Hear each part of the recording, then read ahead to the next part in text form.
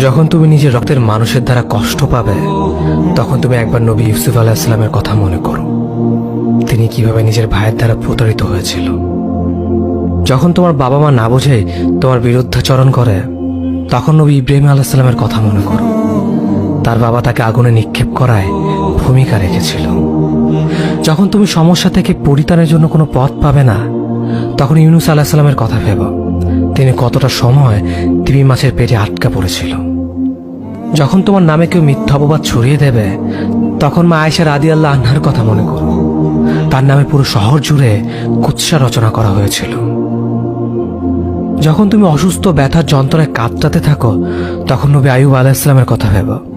তিনি ভয়ঙ্কর এক ভাইরাসজনিত রোগে আক্রান্ত হয়ে তোমার থেকে বেশি কষ্ট পেয়েছিল। যখন তুমি দিনের কোনো বিধান নীতিতে যুক্তি খুঁজে পাও না, তখন নবী নূহ আলাইহিস সালামের কথা ভেবো। তিনি কোনো প্রশ্ন ছাড়াই মরুভূমিতে নৌকা তৈরি করেছিল।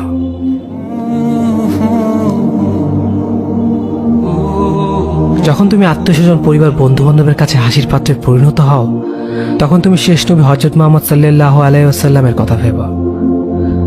রাসূল সাল্লাল্লাহু আলাইহি ওয়াসাল্লাম বলেছিলেন, সবচেয়ে বড় পরীক্ষা দিয়েই সব থেকে বড় পুরস্কার আসে। যখন আল্লাহ কাউকে ভালোবাসেন, তখন তাকে পরীক্ষা করেন, এবং যে এই পরীক্ষাগুলো মেনে নেয়, সে আল্লাহর সন্তুষ্টি অর্জন করে। আর যে অভিযোগ করে, সে তার ক্রোধের পাত্র হয়। হে আল্লাহ, তোমার কথা মনে করা, তোমার প্রতি কৃতজ্ঞ হওয়ার এবং তোমার ইবাদত করার তৌফিক আমাদের দান করো। আমিন। যেভাবে তুমি সন্তুষ্ট হও, সেভাবেই আমাদের পরিচালিত করো।